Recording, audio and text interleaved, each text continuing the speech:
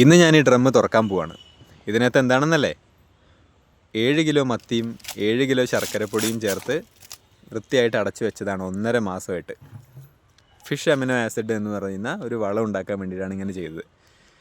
നമ്മളിതിൻ്റെ പകുതി ഭാഗം തുണി കെട്ടി അരിച്ചെടുത്ത് കുപ്പികളിലേക്ക് മാറ്റി വെച്ചു. വിചാരിച്ചത്ര വൃത്തികെട്ട മണമൊന്നുമില്ല കേട്ടോ. ഒരു കൈതച്ചക്ക ചീഞ്ഞതുപോലുള്ള ചെറിയൊരു സ്മെല്ല് മാത്രമേ ഉള്ളൂ. ഇതുകൊണ്ട് ഒരുപാട് ഉപയോഗങ്ങളുണ്ട്. നമ്മൾ ആദ്യം 5 മില്ലി ഫിഷ് അമിനോ ആസിഡ് എടുത്ത് 1 ലിറ്റർ വെള്ളത്തിലേക്ക് ചേർത്ത് ചെടികളുടെ മേലെ നന്നായിട്ട് സ്പ്രേ ചെയ്ത് കൊടുത്തു. ഇതുകൊണ്ടുള്ള ഗുണം എന്ന് വെച്ചാൽ ഇത് വളരെ നൈട്രജൻ കണ്ടൻറ്റ് കൂടിയ ഒരു വളമാണ്. അപ്പം നമ്മൾ ഈ ഫോളിയാർ രീതിയിൽ ഇലകളിൽ തളിച്ച് ഉപയോഗിക്കുമ്പോൾ ചെടികളുടെ ഗ്രോത്ത്, ഇലകളുടെ പച്ചപ്പ്, വളർച്ച, പൂ പിടിക്കൽ, കായ പിടിക്കലൊക്കെ വളരെയധികം ഇമ്പ്രൂവ് ആവും.